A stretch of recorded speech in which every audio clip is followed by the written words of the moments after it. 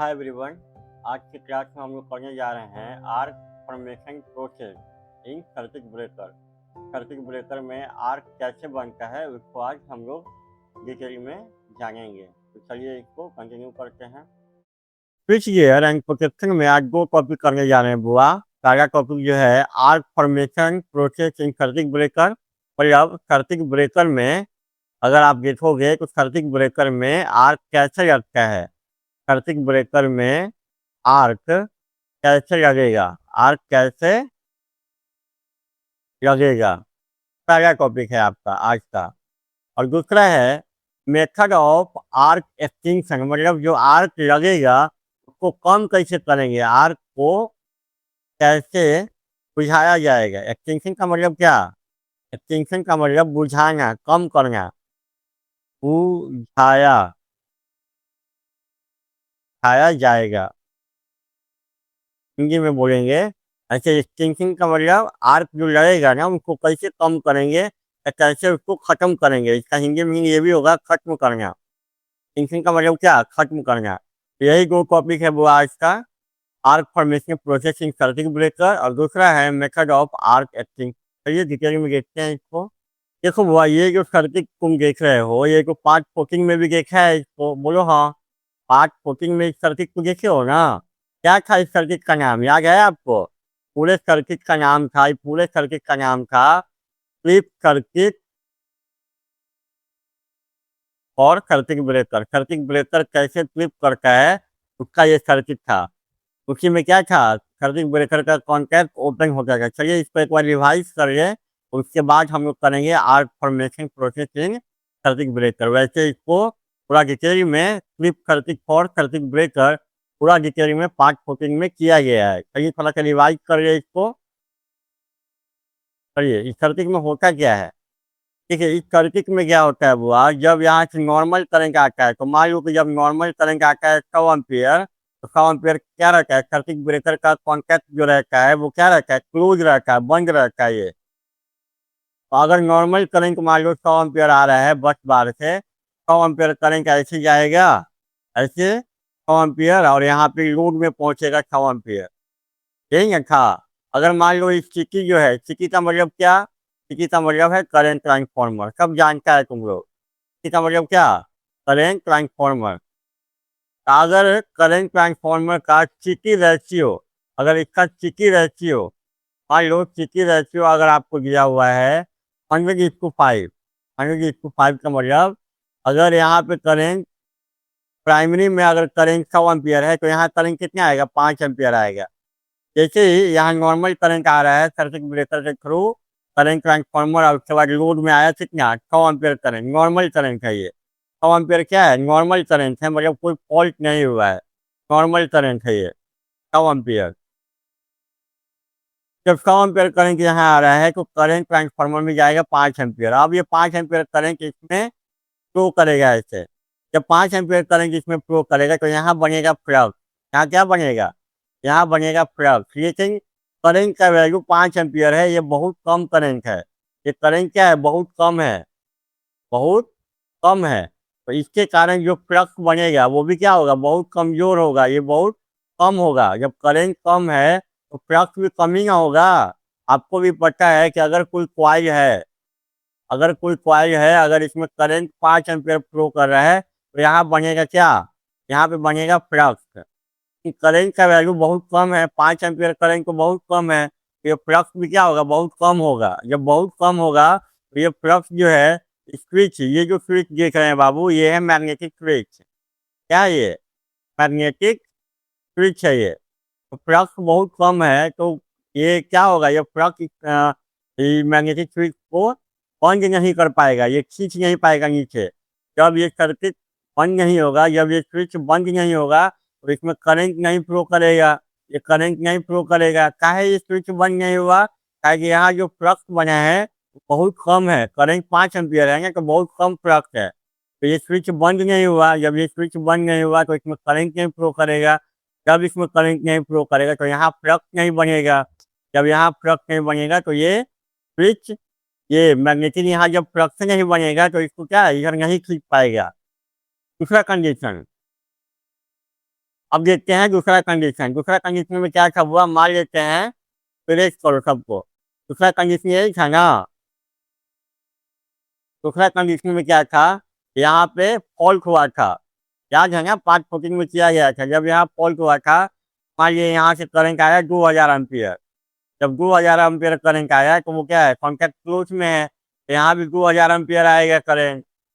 क्या, जब यहाँ 2000 एम्पियर आएगा तो यहाँ भी लूप के पास 2000 एम्पियर आएगा। किसी का रेशियो दिया हुआ था 100:5। मतलब अगर यहाँ 100 एम्पियर करें तो यहाँ 5 एम्पियर, तो यहाँ 2000 अगर आएगा तो यहाँ कितना आ जाएगा, जब 100 एम्पियर करेंट है तो यहाँ आता है 5 एम्पियर यहाँ पे, तो यहाँ 1 एम्पियर को कितना, 5/100, कितना, 2000, क्या हो जाएगा, 5/100 गुना 2000, नहीं, यहाँ से 2 गया, 20/2500, मतलब यहाँ आया करेंट 100 एम्पियर। जब ये करेंट 100 एम्पियर इसमें फ्लो करेगा बुआ, तो यहाँ पे क्या होगा, यहाँ क्वाइल है, तो देख लो अब जो क्वाइल है, अब ये क्वाइल जो है, अब इसमें करंट कितना फ्लो कर रहा है, 100 एम्पियर। 100 एम्पियर के कारण यहाँ जो फ्लक्स बनेगा, ये जो फ्लक्स बनेगा वो क्या होगा, बहुत स्ट्रांग होगा। बहुत स्ट्रांग होगा, ये फ्लक्स को क्या करेगा, इस मैग्नेटिक स्विच को बंद कर देगा। मैग्नेटिक स्विच जैसे ही बंद होगा, यहाँ पे करंट फ्लो कर जाएगा। अब ये करंट फ्लो होगा तो यहाँ पे बनेगा फ्लक्स। ये बैटरी जो है, ये पहले से आप जोड़ के रखे हैं, ये बैटरी क्या किए हैं, पहले से जोड़ के रखे हैं बैटरी। जैसे ही ये स्विच बंद होगा, इसमें करंट फ्लो करेगा और यहाँ बनेगा फ्लक्स। ये फ्लक्स इतना स्ट्रांग होगा तो इस स्विच को क्या करेगा, इधर खींच लेगा, इधर खींच लेगा और सर्किट ब्रेकर ट्रिप कर जाएगा। यही था, इसी को पूरा डिटेल में पार्ट 14 में किया गया है। अगर आपको देखना है पूरा डिटेल में तो पार्ट 14 में आप देख सकते हैं। अब क्वेश्चन ये है बाबू कि जब यहाँ पे सर्किट ब्रेकर ट्रिप किया, तो यहाँ पे देखो ये जो पॉइंट है, ये इधर मूव किया है ना, ये इधर मूव, अभी क्या क्योंकि ओपन होगा। यही आज हम लोग को करना है आज, आर्क फॉर्मेशन इन सर्किट ब्रेकर कैसे होता है। तो देखो जब फॉल्ट हुआ, सर्किट ब्रेकर क्या हुआ, ओपन हुआ। सर्किट ब्रेकर ओपन हुआ मतलब ये वाला जो पॉइंट है वो इधर मूव किया है। सर्किट ब्रेकर में दो को कॉन्टैक्ट होता है, तो इरेज करके सबको सबको इरेज करिए। देखो हुआ, जब सर्किट यहाँ जब फॉल्ट हुआ, यहाँ पे यहाँ जब फॉल्ट हुआ, यहाँ पे हम ध्यान से अब देखो आर्क फॉर्मेशन करने जा रहे हैं। जब यहाँ फॉल्ट हुआ तो ये जो सर्किट ब्रेकर का ये जो कॉन्टैक्ट था, ये ओपन हुआ और ये क्या हुआ, इधर मूव किया।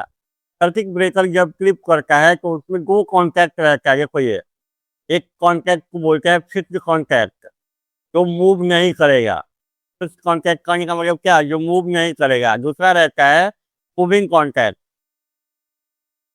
मूविंग कॉन्टैक्ट होता क्या है, ध्यान से समझिएगा इस बात को। जब फॉल्ट यहाँ पे हुआ तो सर्किट ब्रेकर क्या हुआ, क्लिप किया। क्लिप करने का मतलब क्या, क्लिप करने का मतलब ये ऑफ हो गया। क्लिप करने का मतलब क्या, ऑफ हो गया। जब फॉल्ट यहाँ पे हुआ तो सर्किट ब्रेकर क्लिप किया, तो मतलब ये है कि इसका जो कॉन्टैक्ट जो है, इस कॉन्टैक्ट का मूविंग कॉन्टैक्ट दोनों अलग हो गया।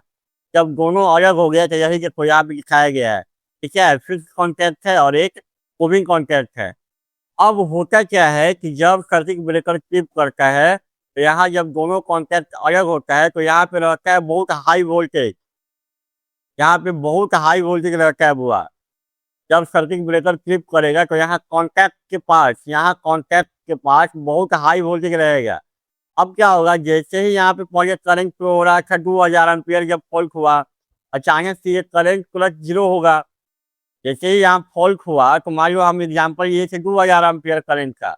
अब 2000 एम्पियर करंट फ्लो हो रहा था, यहाँ पे क्या हुआ, फ्लक्स बना, फिर इसको खींच लिया। अचानक से 2000 एम्पियर करंट क्या होगा, यहाँ पे 0 होगा। समय यहाँ पे बहुत हाई वोल्टेज रहता है, बहुत हाई वोल्टेज रहता है दोनों कॉन्टैक्ट के बीच में। यहाँ ये फिक्स्ड कॉन्टैक्ट है ना, और यहाँ पे क्या है, मूविंग कॉन्टैक्ट है। दोनों के बीच का पोटेंशियल डिफरेंस, दोनों के बीच का पोटेंशियल डिफरेंस मतलब वोल्टेज, दोनों के बीच का पोटेंशियल डिफरेंस बहुत हाई रहता है, बहुत हाई रहता है। तो ये करता क्या है, दोनों के बीच का वोल्टेज अचानक से जो करंट 0 होता है तो यहाँ का जो वोल्टेज है वो करता क्या है, करंट अचानक 0 हुआ है तो यहाँ का हाई वोल्टेज जो है वो क्या करता है, यहाँ का जो एयर है, यहाँ का जो एयर है, दोनों कॉन्टैक्ट के बीच में एयर होगा ना, यहाँ पे दोनों कॉन्टैक्ट के बीच में एयर, हवा होगा ना, एयर। तो करता क्या है, ये पोटेंशियल डिफरेंस दोनों बीच के एयर को, देखो वो यहाँ दोनों कॉन्टैक्ट के बीच में एयर रहेगा, तो एयर जो ये हाई पोटेंशियल डिफरेंस है यहाँ के एयर के, यहाँ पे दोनों कॉन्टैक्ट के बीच में क्या रहेगा, एयर रहेगा। एयर के मॉलिक्यूल को क्या करता है वो पोटेंशियल डिफरेंस, मॉलिक्यूल एयर का मॉलिक्यूल,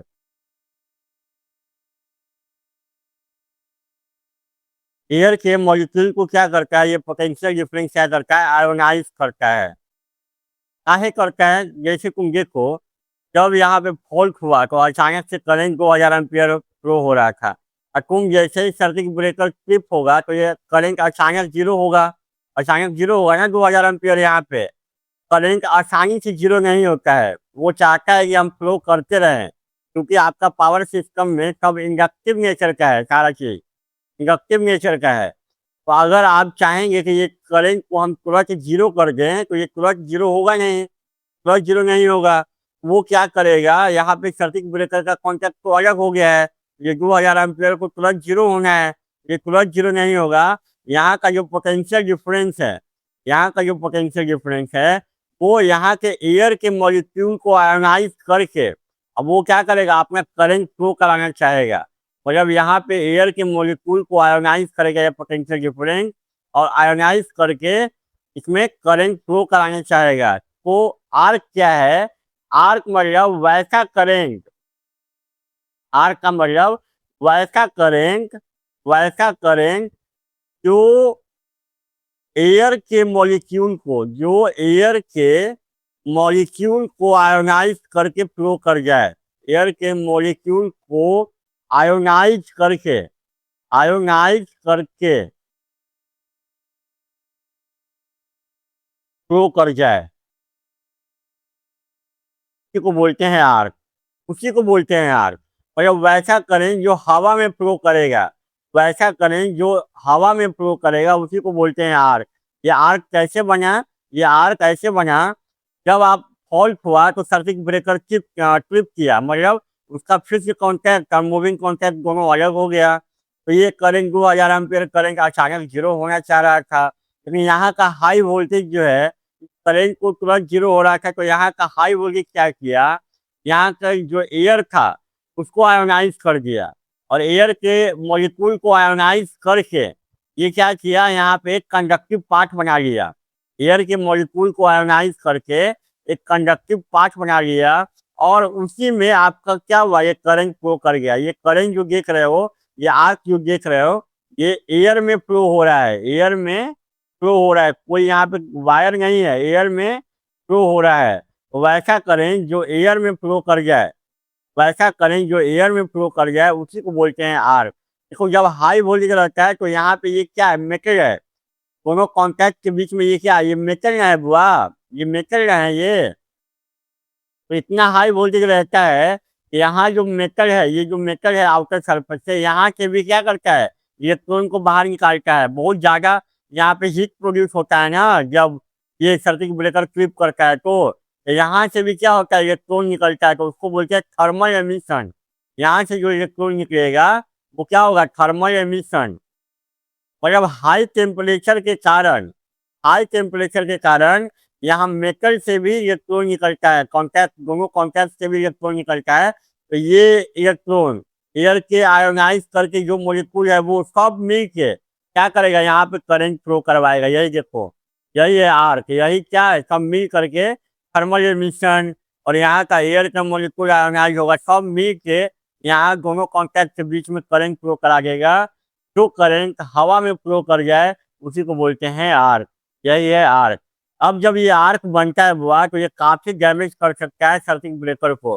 तो ये आर्क जो बना है इसको कैसे कम किया जाएगा वो हमारा अगला टॉपिक होगा। आपको समझ में आया कि आर्क बनता कैसे है? तो आर्क बनता है एयर के मॉलिक्यूल को आयोनाइज करके जो करंट एयर में फ्लो कर जाए उसी को बोलते हैं आर्क, उसी को बोलते हैं आर्क।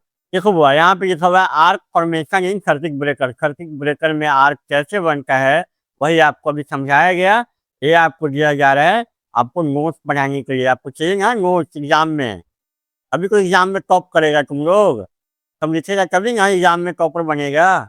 वो जो कहानी अभी समझाया गया ना उसी का अंग्रेजी में नोट दिया जा रहा है, काहे के लिए एग्जाम में लिखोगे तब ना वहाँ पे अच्छा मार्क्स आएगा। ये नोट्स बना लीजिएगा। आर्क समझ में आपको आया ना?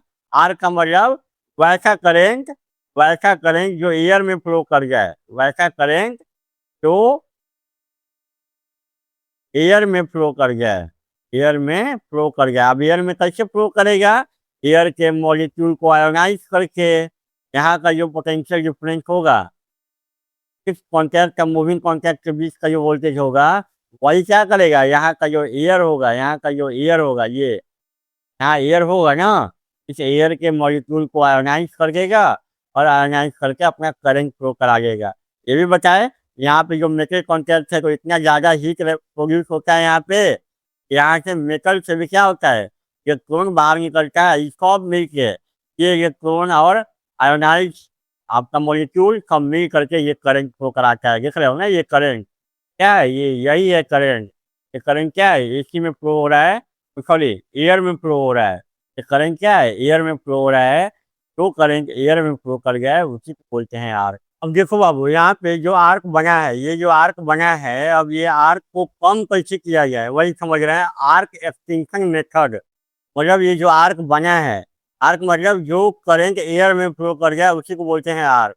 तो आर्क ये जो बना है इसको कम कैसे किया जाए, उसका दो मेथड है।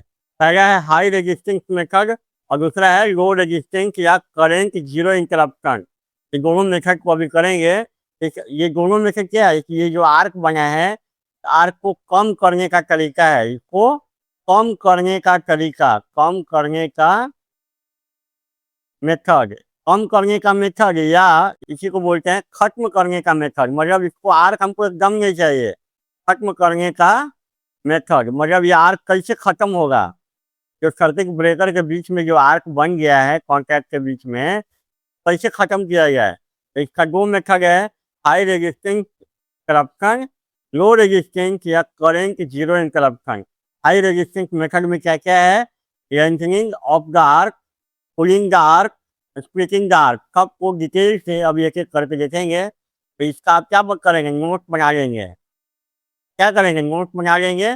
चलिए हाई रेजिस्टेंस इंटरप्शन को पूरा डिटेल से अभी देखो बुआ, पहला है हाई रेजिस्टेंस इंटरप्शन में पहला जो है lengthening the arc bye means of arc Langer. क्या है इसको डिटेल से समझो, ये क्या करने, ये क्या है, एक मेथड है आर्क को कम करने का। अब ध्यान से समझो कैसे आर्क कम होगा। जैसे यही है आर्क, ये फिक्स्ड कॉन्टैक्ट है और ये मूविंग कॉन्टैक्ट है, उसी के बीच में ये आर्क है ना। तो ये आर्क बना करके, ये आर्क बना करके एयर के मॉलिक्यूल को आयोनाइज करके, एयर के मॉलिक्यूल को आयोनाइज करके, मॉलिक्यूल को आयोनाइज करके, हम ध्यान से समझना कैसे कम होगा ये, आयोनाइज करके, यही ना बना। और वो उसके बाद करंट फ्लो हो गया। तो मान लो यहाँ पे एक बात करें एग्जाम्पल के तौर पे, मान लो यहाँ पे एयर का 100 गो मॉलिक्यूल था, यहाँ एयर का 100 गो मॉलिक्यूल था। तो यहाँ का जो पोटेंशियल डिफरेंस था 66 के बीच था, फिक्स्ड कॉन्टैक्ट और मूविंग कॉन्टैक्ट के बीच का जो वोल्टेज था भी, वो क्या किया, 100 गो एयर के मॉलिक्यूल को आयोनाइज कर दिया और करंट फ्लो करा लिया। अगर ये जो पोटेंशियल डिफरेंस जो भी है दोनों के बीच का जो वोल्टेज है, अगर वो 100 मॉलिक्यूल को आयोनाइज करके करंट फ्लो करा दिया, तो हम ये करेंगे क्या, जब ये 100 मॉलिक्यूल को आयोनाइज करके आसानी से करंट फ्लो करा लिया, तो हम यहाँ क्या करेंगे, एयर के क्वांटिटी को बढ़ा देंगे। एयर के क्वांटिटी को बढ़ाएंगे, कैसे बढ़ाएंगे, जैसे मान लो कि यहाँ कम एयर था, मान लो यहाँ एयर का 100 गो मॉलिक्यूल था, तब ने ये आसानी से कुछ 100 गो मॉलिक्यूल को आयोनाइज करके ये क्या किया, अपना करंट फ्लो करवा लिया। अगर यहाँ एयर का मॉलिक्यूल को अगर हम 2000 कर गए या 5000 कर गए मॉलिक्यूल को, एयर को, क्या होगा, इसको आयोनाइज करने में काफी टाइम लगेगा, काफी टाइम लगेगा। अगर 100 मॉलिक्यूल यहाँ एयर का है तो इसको तो ये आसानी से आयोनाइज करके करंट फ्लो करा लिया। तो हम यहाँ एयर के डेंसिटी को बढ़ा देंगे, यहाँ एयर के क्वांटिटी को बढ़ा देंगे, तो यहाँ पे ये पोटेंशियल डिफरेंस जो है वो उतना आयोनाइज कर नहीं पाएगा और ये आर्क फ्लो नहीं हो पाएगा। वही करते हैं पहला मेथड में, lengthening the arc bye means of arc Langer. मतलब यहाँ एयर के क्वांटिटी को बढ़ाते हैं, कैसे बढ़ाते हैं देखो ध्यान से। ये सर्किट ब्रेकर है, ये जो देख रहे हो, ये वाला है हुआ मूविंग कॉन्टैक्ट। हम ध्यान से समझना अभी, मूविंग कॉन्टैक्ट ये है। और ये जो देख रहे हो, ये वाला जो है आपका क्या है, फिक्स्ड कॉन्टैक्ट है, फिक्स्ड कॉन्टैक्ट। जैसे ही दोनों अलग होगा, जैसे ही फॉल्ट होगा बुआ, देखो यहाँ से क्या मेन सप्लाई है, ये देख रहे हो ना, यहाँ से मेन सप्लाई है, इधर से लोड है। जैसे यहाँ पे फॉल्ट होगा तो ये क्या होगा, ट्रिप करेगा। देखो दोनों अलग हो गया है, यहाँ पे दोनों ज्वाइंट है और यहाँ दोनों अलग हो गया है। देखो ये आर्क बन रहा है, ये दिख रहा होगा आपको, आर्क दिख रहा है ना, आपको वीडियो में भी दिख रहा होगा, वीडियो में भी आपको दिख रहा होगा कि देखो ये आर्क बना है। करते क्या है हम लोग, ये करते हैं यहाँ पे लगा के रखते हैं सेंसर। देखो क्या होगा, जैसे ही ये दोनों कॉन्टैक्ट आपस में अलग हुआ तो यहाँ के एयर के मोलिक्यूल क्या करेगा, दोनों के बीच का वोल्टेज क्या करेगा, आयोनाइज करेगा।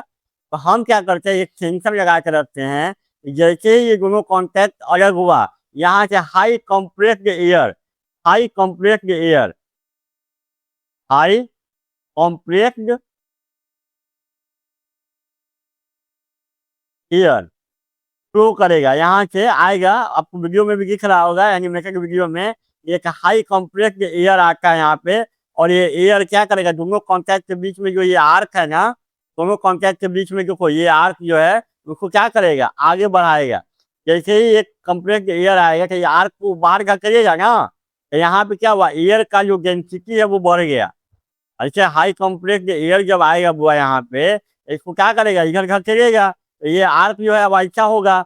और ये यहाँ पे इतना ही एयर में फ्लो कर जा रहा था यहाँ पे, अब इसको हाई कंप्रेस्ड एयर पुश करेगा तो ये आर्क इधर आएगा, फिर इधर आएगा, फिर इधर आएगा। तो ये आर्क धीरे धीरे क्या होगा, कमजोर हो जाएगा। तुमको जो अगर आर्क को इसके बीच में फ्लो करना है तो यहाँ एयर का कम मोलिक्यूल है, इसको आसानी से क्या करेगा, आयोनाइज कर देगा। लेकिन जब हाई कंप्रेस्ड एयर अगर इसको धकेलेगा इधर, तो देखो तुम यहाँ भी ध्यान से देखो, यहाँ पे एयर का डेंसिटी ज़्यादा होगा, यहाँ पे उससे ज़्यादा होगा, यहाँ पे उससे ज़्यादा होगा, यहाँ पे उससे ज़्यादा होगा। यही करते हैं, हाई कंप्रेस्ड एयर इसको यहाँ पे देते हैं ताकि ये आर्क कम हो। अब ये हाई कंप्रेस्ड एयर अपने आप काम करेगा, जैसे सेंसर लगा रहेगा। जैसे ही यहाँ पे दोनों कॉन्टैक्ट अलग हुआ, यहाँ से हाई कंप्रेस्ड एयर आएगा, इसको यहाँ पे धकेलेगा, ये आर्क क्या होगा, आगे जाएगा। और आगे जा करके क्या होगा, ये कम होगा। अब तुम देखो यहाँ का डिस्टेंस, देखो यहाँ का डिस्टेंस जो है, यहाँ का डिस्टेंस क्या है, डी है। यहाँ का डिस्टेंस मान लो D1, D1। तो अब ये देखो कि डी और D1 दोनों में डिस्टेंस, ये डिस्टेंस कम है। अब यहाँ पे अगर आर्क को फ्लो करना है तो ये डिस्टेंस ज़्यादा हो गया। मान लो अगर और कंप्रेस एयर करोगे तो ये आर्क अब यहाँ जाएगा, तो यहाँ का डिस्टेंस और ज़्यादा हो जाएगा दोनों कॉन्टैक्ट के बीच में। करके क्या है, हाई कंप्रेस एयर जब यहाँ पे देते हो तो दोनों कॉन्टैक्ट के बीच का डिस्टेंस भी तो बढ़ता है। ये D1 क्या होगा, डी से ज़्यादा होगा। अगर आर्क यहाँ पे आ गया तो ये मान लो ये डिस्टेंस तो D2 है, तो ये क्या है, D1 से ज़्यादा है। तो तुम ये पढ़े हो ना, R equal to rho A by A, ये क्या है, लेंथ है। तो यहाँ जो दोनों कॉन्टैक्ट के बीच का जो डिस्टेंस है, दोनों कॉन्टैक्ट के बीच का जो डिस्टेंस है बढ़ते जा रहा है, बढ़ते जा रहा है, तो रेजिस्टेंस भी तो बढ़ता जाएगा। ये मतलब क्या, यहाँ पे डिस्टेंस, दोनों कॉन्टैक्ट के बीच का डिस्टेंस, यहाँ पे एक जो है दोनों कॉन्टैक्ट का बीच का डिस्टेंस, जब हाई कंप्रेस्ड एयर यहाँ पे जब आएगा तो दोनों कॉन्टैक्ट के बीच का डिस्टेंस बढ़ाएगा, इस आर्क को और इधर चलेगा। तो यहाँ पे पहले आर्क था, हाई कंप्रेस्ड एयर आएगा तो अब आर्क यहाँ आ गया, और ज़्यादा एयर आएगा तो यहाँ आ जाएगा, तो डिस्टेंस बढ़ेगा, तो डिस्टेंस बढ़ेगा तो यहाँ पे क्या होगा, एरिया बढ़ेगा। यहाँ पे डिस्टेंस का मतलब एरिया, एरिया बढ़ेगा तो रेजिस्टेंस बढ़ेगा, और ये आर्क अपने आप को मेंटेन नहीं कर पाएगा, और धीरे धीरे ये क्या होगा, खत्म हो जाएगा। तो यही है पहला, रंजनिंग का arc bye means of arc runner. मतलब यहाँ से हाई कंप्रेस्ड एयर खींचिए यहाँ से, ताकि आर्क धीरे धीरे खत्म हो। देखो बुआ यही है, यहाँ पे क्या है, देखो दोनों कॉन्टैक्ट ये है ना, कि ये वाला कॉन्टैक्ट है तो उसका शेप देखो, ये वाला शेप ऐसा ही है ना, ध्यान से देखो, ऐसा ही है कि यहाँ ऐसे है, ये वाला ऐसा है, वही ये बनाया गया है यही। और ये क्या है, इन दोनों के बीच का यहाँ जो आर्क था, वही ये वाला आर्क है, यही वो ये वाला आर्क है।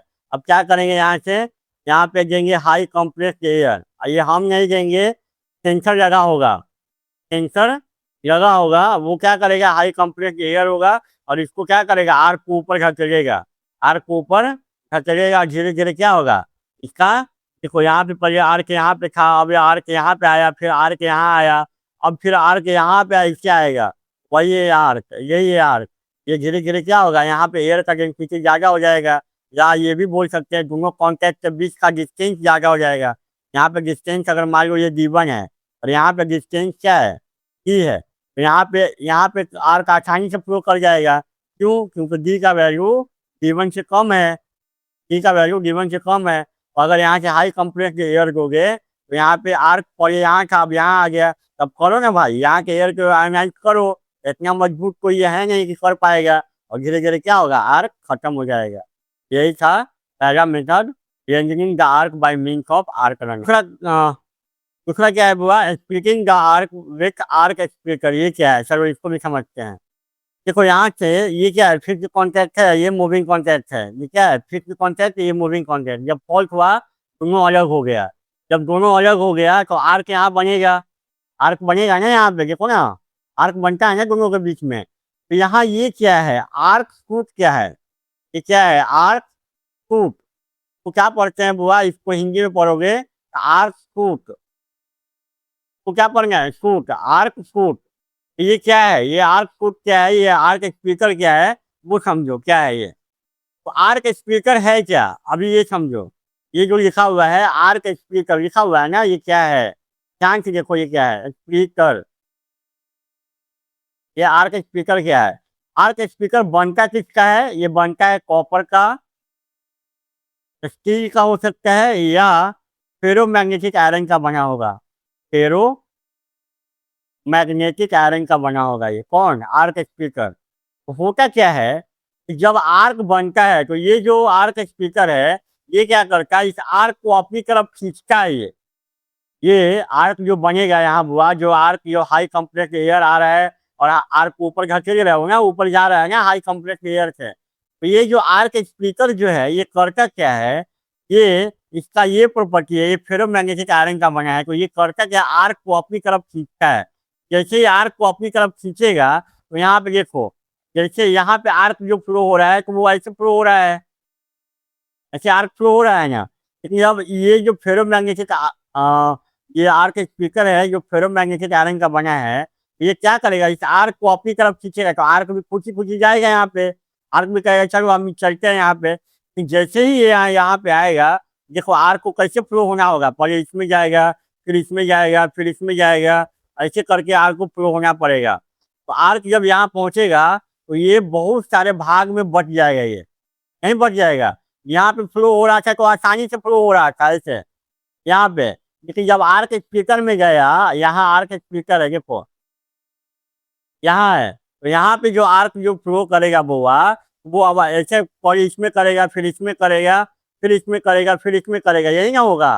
तो ऐसे जब होता है तो इसका क्या होता है, ये कमजोर पड़ जाता है, ये यार ये क्या हो जाता है, कमजोर हो जाता है, क्योंकि ये बहुत सारे भाग में टूट जाता है, ब्रेक कर जाता है। आर्क स्पीकर का काम यही है, ये आर्क को अपनी तरफ खींचेगा और अपनी तरफ खींचेगा, खींच करके यहाँ अपने में फ्लो करवाएगा और अपने में फ्लो करा के इसको एकदम कमजोर कर देगा और धीरे धीरे क्या करेगा, इसको खत्म कर देगा। तो सोचो, आर्क जब फ्लो करेगा तो पहले इसमें करेगा, फिर इसमें करेगा, इसमें करेगा, तो कितना डिफिकल्ट रास्ता हो गया इसके लिए, तो नहीं ना कर पाएगा।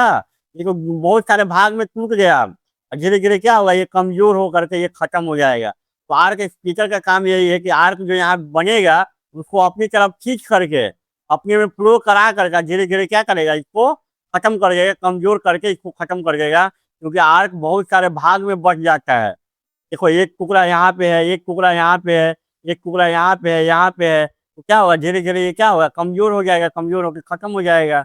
अगर यहीं पर रहता तो ये अपने आप को मेंटेन करके फ्लो कराते रहता, तो यहाँ पे आया तो ये कमजोर हो गया। दूसरी बात, अगर तुम देखोगे तो यहाँ से यहाँ तक का डिस्टेंस, यहाँ से यहाँ तक का डिस्टेंस कम है, और जब यहाँ एयर कम है और तुम आर्क स्पीकर का डिस्टेंस देखो, इसका डिस्टेंस ज्यादा है, नहीं है कि ज्यादा ये डिस्टेंस। तो यहाँ ये भी होता है कि आर्क स्पीकर जब आर्क को खींचता है अपनी तरफ तो वो डिस्टेंस को भी तो बढ़ा देता है, डिस्टेंस भी बढ़ा देता है, मतलब एयर का डेंसिटी भी बढ़ जाता है, एयर का डेंसिटी भी बढ़ जाएगा।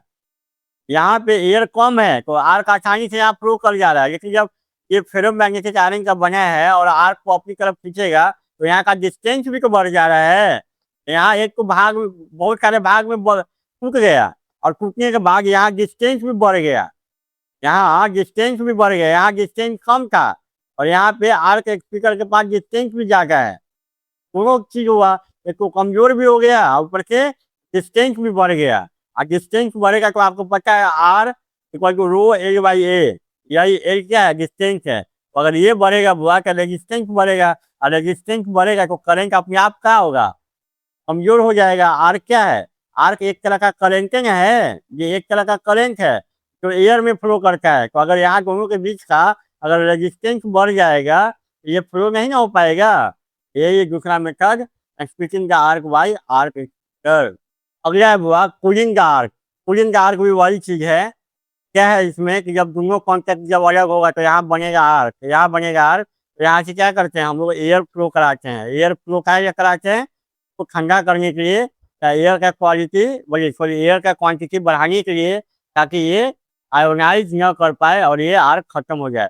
कूलिंग द आर्क करने का मतलब ये है ना, यहाँ बीच में, यहाँ बीच में जब ये दोनों अलग होगा तो एयर फ्लो करा सकते हैं या ऑयल भी कराते हैं। ऑयल भी यहाँ पे बीच में, दोनों के बीच में ऑयल भी लेके आते हैं। तो पढ़ेंगे टाइप्स ऑफ जो सर्किट ब्रेकर पढ़ेंगे ना, टाइप्स ऑफ सर्किट ब्रेकर तो उसमें पढ़ेंगे। यहाँ पे बीच में क्या जाते हैं, एयर नहीं तो ऑयल नहीं तो एसेप्टिक गैस भी जाते हैं। पढ़िएगा आगे चल के डिटेल में पढ़िएगा ये सब सर्किट ब्रेकर के बारे में। मतलब इस आर को ठंडा करना है, ठंडा करना है तो मतलब क्या, यहाँ पे आप एयर फ्लो कराएंगे। एयर हम थोड़ी फ्लो कराएंगे, वो तो सेंसर लगा रहेगा और सेंसर अपने आप क्या करेगा, जैसे दोनों कॉन्टैक्ट अलग होगा हाई कंप्रेस एयर आएगा और एयर आकर इसको क्या करेगा, कूल करेगा। देखो वो अभी जो दोनों टॉपिक समझाया गया, splitting the arc with arc splitter and cooling the arc, ये आपको दिया जा रहा है फॉर नोट पर्पज। क्या है, आपको नोट पर्पज है, इसका नोट आप बनाएंगे। में भी वही है, समझ में आ रहा है। आर्क को क्या करते हैं, ऊपर ढकेलते हैं और ये जो देख रहे हो ना, ये क्या है, ये ब्लो आउट कॉइल है। क्या है, ब्लो आउट कॉइल है। ये करता क्या है, आपको ये बताया गया ना कि यहाँ जो आर्क बनेगा, यहाँ जो आर्क बनेगा उसको कौन ये अपनी ओर खींचेगा। ये क्या है, आर्क स्पीकर है ना बुआ, ये क्या है, आर्क स्पीकर है। तो ये आर्क अपनी तरफ ये क्या करेगा, आर्क को अपनी तरफ खींचेगा। और इसका काम क्या है, ये जो मैग्नेटिक ब्लो आउट कॉइल है, ये क्या करता है, एक मैग्नेटिक फोर्स क्रिएट करता है। ये क्या करता है, मैग्नेटिक फोर्स क्रिएट करता है। मैग्नेटिक फोर्स जो क्या करेगा, इस आर्क को ऊपर धकेलेगा। ये क्या करेगा, आर्क को ऊपर धकेलेगा और ये खींचता भी है और इधर की ये क्या करता है, जो कॉइल है इसको ऊपर धकेलता भी है। दोनों मिल करके आर्क को कहाँ पहुंचाना चाह रहा है, इसमें पहुंचाना चाह रहा है। और इसमें पहुंचा कर क्या करना चाह रहा है, इसको कमजोर करके इसको खत्म करना चाह रहा है।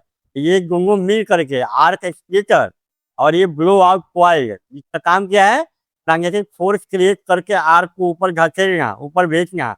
दोनों मिल करके आर्क को चाह रहा है यहाँ फ्लो करे, यहाँ फ्लो करे तो धीरे धीरे खत्म हो जाए। ये क्या है, आपको नोट पर्पज के लिए दिया जा रहा है, आप इसका नोट बना लेंगे। देखो बुआ, आर्क एक्सटेंशन मेथड में दूसरा जो मेथड है, लो रेजिस्टेंस या जीरो करंट मेथड, ये क्या है, ध्यान से देखो। यहाँ फिर कॉन्टैक्ट है, यहाँ मोमेंट कॉन्टैक्ट है, कि दोनों के बीच में ये आर्क बना है। ये जो आर्क है वो किस नेचर का है, ये एसी है। तो ये जो आर्क जो ये बना है वही ये आर्क करेंट है। देखो यहाँ पे ये जो वेवफॉर्म है यही है आर्क करेंट। तो अगर तुम देखोगे इस आर्क करेंट का एक साइकिल हुआ यही है, यहाँ से स्टार्ट हुआ है और यहाँ पे कंप्लीट हुआ है। तो ये क्या है, वन साइकिल है इसका, वन साइकिल है। तो एक साइकिल में एक बार यहाँ जीरो हुआ है, एक बार यहाँ जीरो हुआ है। तो हम क्या करेंगे, इस आर्क को खत्म करना है। इसको करना क्या है, आपको खत्म करना है, यही नहीं करना है, खत्म करना है। तो ये आर्क कमजोर कब होगा, सबसे कमजोर कब होगा, जब ये जीरो को क्रॉस कर रहा होगा तब। जब ये आर्क यहाँ पे होगा तो यहाँ पे होगा ये वैल्यू होगा, ये फिर यहाँ पे ये वैल्यू है, ये वैल्यू है, ये वैल्यू है। लेकिन यहाँ पे अगर ये टाइम मान लो T1 और ये टाइम मान लो T2, तो अगर इस टाइम T1 पे, टाइम T1 पे, टाइम T1 पे आपका आर्क जो है, आर्क जो है वो क्या है, आर्क जो है वो जीरो क्रॉस कर रहा है, देखो जीरो क्रॉस कर रहा है। ध्यान से देखो, अगर T1 टाइम पे अगर तुम देखोगे तो आर्क जो है वो जीरो क्रॉस कर रहा है, लेकिन T1 के पहले यहाँ पे आर्क का वैल्यू ये है, तो पहले आर्क का वैल्यू ये है, इसके ये है, यहाँ पे जो सबसे मजबूत है, अगर यहाँ पे मान लो T, तो T टाइम पे इसका आर्क का वैल्यू ये है, सबसे ज़्यादा वैल्यू है आर्क करंट का, लेकिन T1 टाइम पे ये जीरो क्रॉस कर रहा है, तो मतलब इस टाइम पे अगर हम यहाँ पे ऐसा काम करेंगे कि एक इलेक्ट्रॉनिक सर्किट बनाएंगे, ध्यान से सुनो क्या करेंगे, एक इलेक्ट्रॉनिक सर्किट बनाएंगे और इसका काम ये है कि जब आर्क जीरो क्रॉस कर रहा होगा, जब आर्क जीरो क्रॉस कर रहा होगा मतलब T1 टाइम पे आर्क आपका जीरो क्रॉस कर रहा होगा, उसी टाइम पे यहाँ पे हाई कंप्लीट लेयर देंगे। ऐसा काहे कर रहे हैं, क्योंकि हमको पता है कि इस टाइम पे इसका वैल्यू जीरो है। अगर T1 टाइम पे अगर इलेक्ट्रॉनिक सर्किट बना करके इसके मदद से उसी टाइम पे अगर हम हाई कंप्लीट एयर दें, उसी टाइम पे अगर हम हाई कंप्रेस एयर देंगे तो होगा क्या, ये आर्क बहुत जल्दी खत्म हो जाएगा, ये आर्क बहुत जल्दी खत्म हो जाएगा, क्योंकि इस टाइम पे इसका वैल्यू जीरो है तो इसको दोबारा निगेटिव हाफ साइकिल में अपना साइकिल कंप्लीट करना है, तो वो धीरे धीरे ना बढ़ेगा। लेकिन हम उसी टाइम पे जब ये एकदम कमजोर हुआ था, उसी टाइम पे इस सर्किट की मदद से हम उसी टाइम पे अगर यहाँ हाई कंप्रेस एयर दे दे तो ये दोबारा नेगेटिव हाफ साइकिल कंप्लीट नहीं कर पाएगा। तो ये काम कौन करेगा, ये इलेक्ट्रॉनिक सर्किट एक ऐसा बनाएंगे वो जो चेंज करेगा, जो चेंज करेगा कि ये कब जीरो को क्रॉस कर रहा है, जब जीरो को क्रॉस करेगा उसी टाइम पे हम हाई कंप्लेक्स एयर देंगे ताकि ये आर्क जल्दी खत्म हो जाए। यही एक करेंट जीरो मेथड में जब आपका आर्क जीरो को क्रॉस कर रहा होगा उसी टाइम पे आप हाई कंप्लेक्स एयर दीजिए, ताकि आर्क उस समय बहुत कमजोर रहता है। तो ये करेंट जीरो कब को कैसे मालूम होगा, तो एक इलेक्ट्रॉनिक सर्किट आप बनाएंगे, वो सर्किट चेंज करेगा करंट कब जीरो हो रहा है। जैसे ही करंट जीरो हुआ, ये इलेक्ट्रॉनिक सर्किट क्या करेगा, सेंसर को एक्टिवेट कर देगा और वहां से हाई कंप्लेक्स एयर तुरंत जाएगा और आर्क को खत्म कर देगा। यही एक करेंट जीरो मेथड, मतलब जब करेंट जीरो होगा उस समय आपको हाई कंप्लेक्स एयर दे करके आर्क को कम करना है। तो ये मेथड रियली बहुत अच्छा है, क्योंकि यहाँ पे आपको क्या करना है, करेंट जीरो मेथड में आपको हाई कंप्लेक्स एयर देंगे तो ये जल्दी खत्म होगा आपका आर्क। यही था आज के क्लास में आर्क फॉर्मेशन मेथड और आर्क एक्सटेंशन मेथड। अगले क्लास में पढ़ेंगे important terms related to circuit breaker, terms related to circuit breaker. इसमें इस डेरिवेशन भी आपका होगा आर आर आर और वी, क्या है ये, इसका डेरिवेशन भी अगले पार्ट में आएगा। खैर आज के क्लास में इतना ही, थैंक यू।